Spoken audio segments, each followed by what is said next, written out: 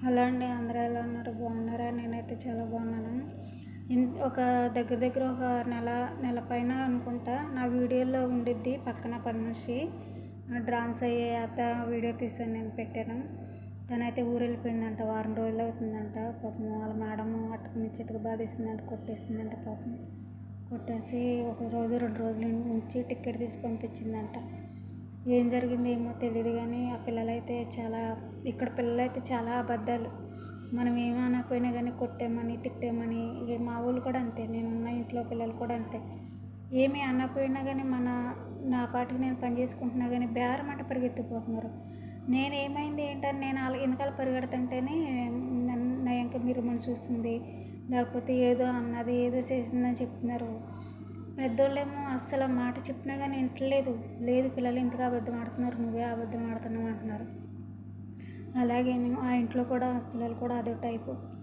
అయితే పిల్లోడిని పక్కకు తప్పుకొని భుజం మీద చేసి ఇలా గెంటిందంట, జరిపిందంట.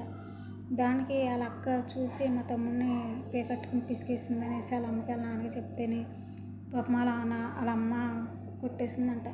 పాపం పని మనిషిని కొట్టేసి టికెట్ తీసి పంపించేశారంట. కోయటకి అంటాం కానీ అందరూ ఒకలాగా ఉండరు.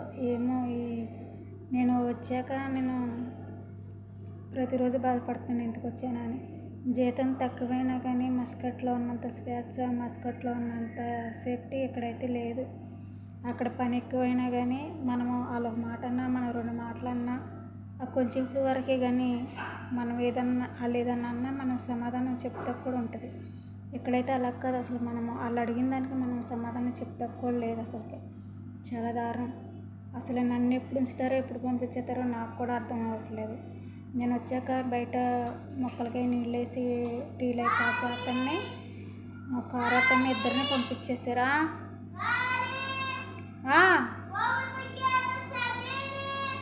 నా పేరు అరుణ. రాణి అంటున్నారు వీళ్ళు, నాకు ఎట్టిన పేరు రాణి. అది మరి అవన్నీ నేను వెళ్ళి చేశారో తెలియదు, కానీ వాళ్ళిద్దరిని పంపించేశారు నేను వచ్చిన నెలకు 2 నెలలకే. నిన్న అనుకుంటా ఒక అతను వచ్చాడు, గుండా అతను.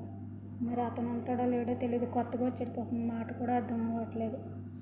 అది ఇక్కడ పరిస్థితి. నేనేమో బోడని ఆశయాలతో వచ్చాను, ఆ దంద్రంగా నన్ను కూడా పంపించేసేలాగా ఉన్నారు ఇక్కడ. జీతం తక్కువైనా కానీ మస్కట్ వెళ్ళాలి, లేదంటే ఖత్తర్కైనా వెళ్ళాలి, కానీ కోవిడ్కి మాత్రం రాకూడదని నాకు ఇప్పుడే తెలిసింది.